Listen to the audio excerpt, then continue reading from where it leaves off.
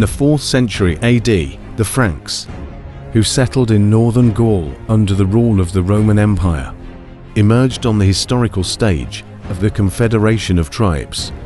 Understanding the evolution behind how they became one of the most powerful communities in Western Europe requires going back to the 1st century BC, when the Romans and Germans first came into contact.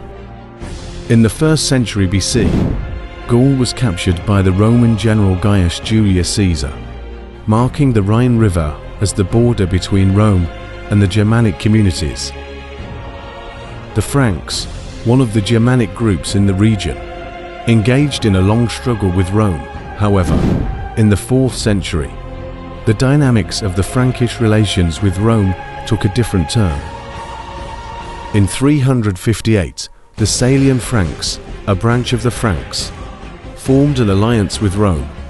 This alliance granted the Franks permission to settle in the Roman province of Belgica Secunda. They established a kingdom centered on the capital Tournai, promising military support to the Romans when needed. Clovis, born approximately 100 years after this agreement, would become a pivotal figure in French history. Clovis, born around 466 AD, inherited the throne from his father, the king of the Salian Franks.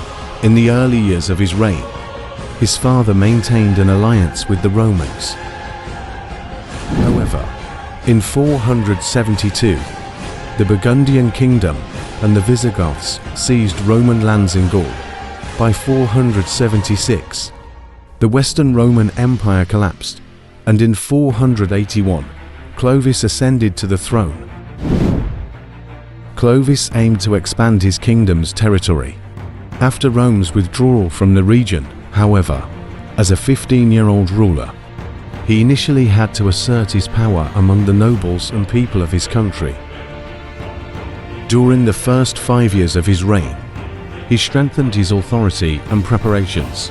In 486, he decided to attack the neighboring kingdom of Soissons to prove himself externally.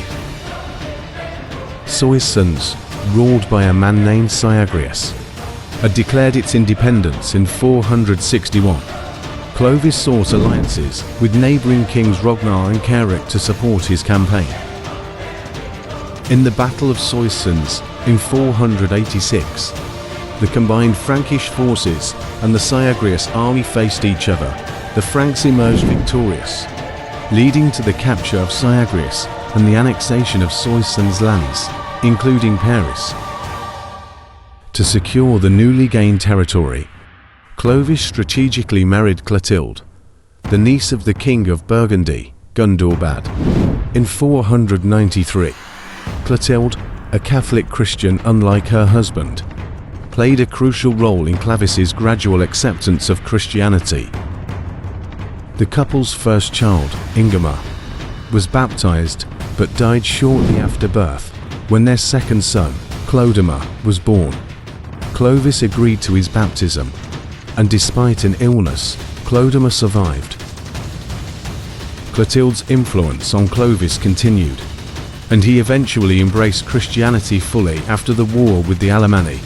In 496, Clovis, facing external threats from the Alemanni, prayed to Jesus at a critical moment in battle. According to Gregory of Tours, the Franks gained the upper hand after Clovis's prayer, leading to the conversion of Clovis and 3,000 of his soldiers, who were baptized in the Rhine River on Christmas Day.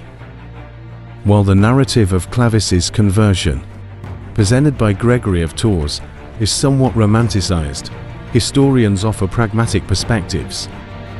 Clotilde's influence and the potential support from Christian states played roles in Clovis's decision to embrace Christianity. Around 500, an opportunity arose for Clovis as Giselaine, the brother of Burgundy's king, sought to rebel. Clovis, seeing an opportunity to exploit the conflict between the two brothers, accepted Gisel's offer of an annual tax in exchange for support against Gundobad. Clovis entered Burgundy, defeated Gisel's enemy, and established a tax-paying kingdom of Burgundy under Frankish control. In 507, Clovis decided to embark on an expedition against the Visigoths.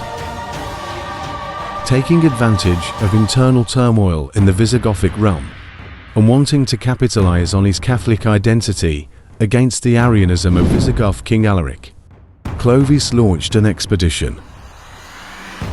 The Battle of Vouille in 507 resulted in a decisive Frankish victory, and Clovis extended his control from the Liga River to the Pyrenees.